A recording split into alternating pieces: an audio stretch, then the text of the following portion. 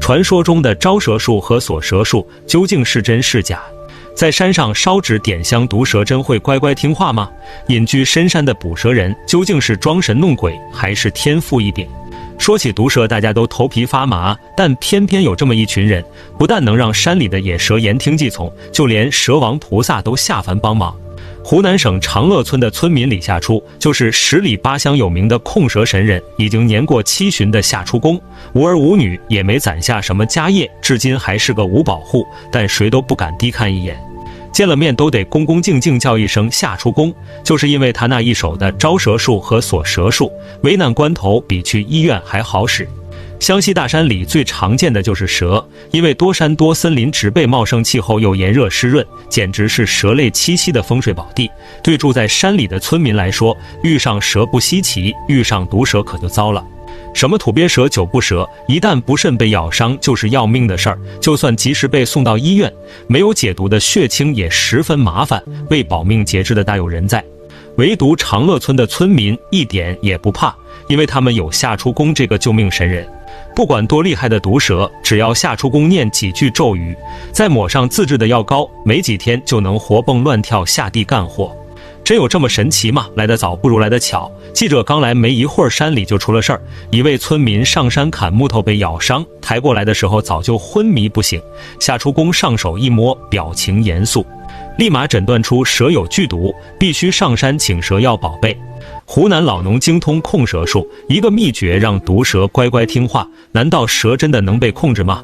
村民被毒蛇咬伤昏迷，眼看情况紧急，可夏初公嘴上说着要上山，却在家里摆起了供台，点蜡烛摆贡品。记者还没反应过来，他已经抓着老母鸡念起了咒语。突然刀子一划，母鸡被放了血，带着鸡血的黄纸点燃后，夏初公一转头，从背后的神龛里揪出一条大花蛇。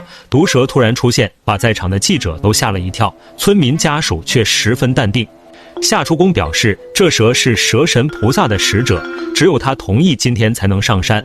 这话一出，记者觉得就是在装神弄鬼。一套流程走完，终于能上山了。夏初公带着黄纸和香烛，一脸严肃。走到半路，突然想到了什么，在一堆杂草边停下，抓起一把草打了个结。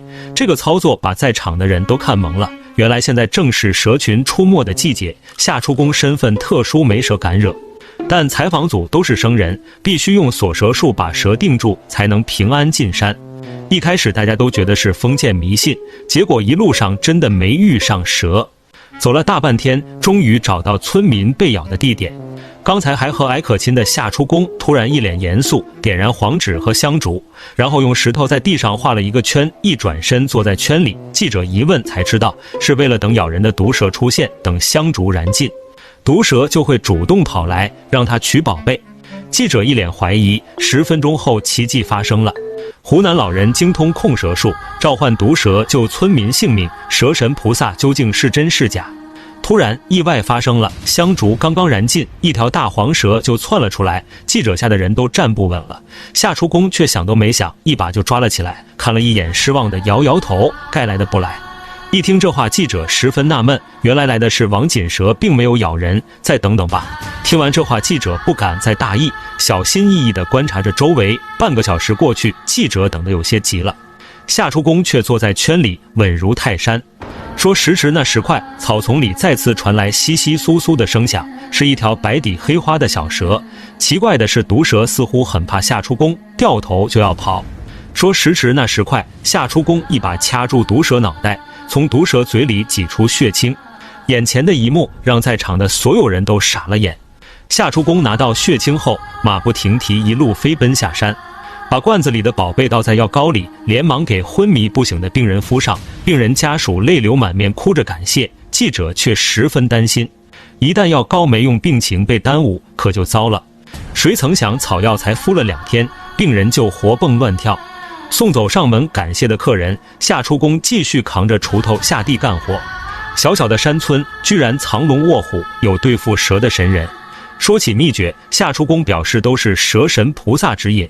对此，专家分析，蛇群出没的很多地方都有蛇医世家，代代传承的御蛇诀窍不少，之所以能把蛇召唤出来，是因为蛇敏锐的听觉和嗅觉。如今关于蛇医秘术仍是未解之谜。